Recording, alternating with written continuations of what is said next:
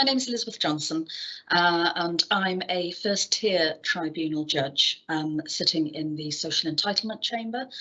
I qualified as a legal executive, and whilst you can cross-qualify as a solicitor or barrister, I didn't go down that route, and I'm told that I am the first legal executive qualified lawyer to be appointed as a full-time member of the Judiciary. Well, before I was a judge, I was a personal injury lawyer, so that's civil litigation, which has nothing to do with benefits law or disability rights, which is what I'm practicing in now.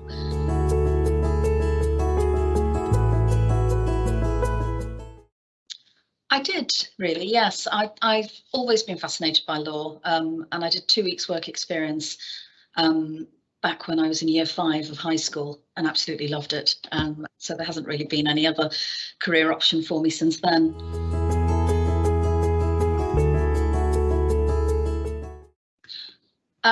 As a judge, I think you need to be far more analytical. Certainly as a civil litigator, it's more about tactics. And I also think you need good people skills.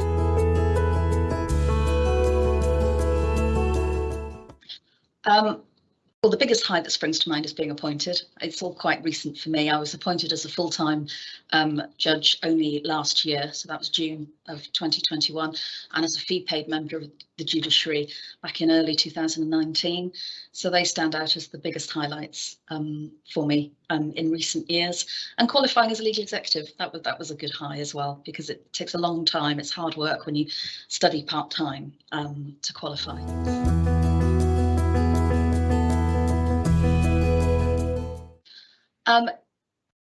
I often sit on a panel with 2 members. We have a lay member who's a disability expert, and then a medical member who's a doctor. And I find it quite interesting, their different approach sometimes to analysing the evidence. So there can sometimes be quite a healthy discussion on how the law should be applied to the evidence that we've got. But it's all about the analysis of the evidence and making sure that you apply the framework of the law correctly to the evidence that you've got in front of you.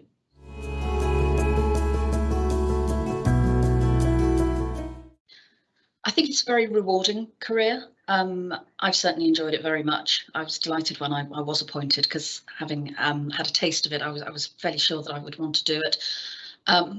One of the best tips I think I can give anybody who's thinking about a career in law is to look outside of the law for some experience. I've been a scout leader in my time, I've been on the PTA.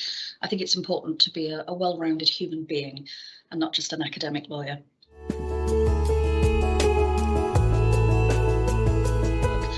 Perhaps I've been lucky, and the firms I've worked for when I was in private practice, they treated me on my merits rather than my label. There can sometimes be a little bit of a stigma involved in being a legal executive. People perhaps think that you're not quite as academically talented as a solicitor or barrister.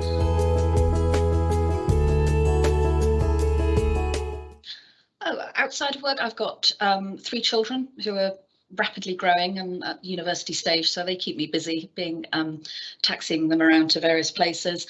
And I've also got a couple of beagles who are probably much more naughty than the children, and they keep me busy because they need a lot of exercise. Great.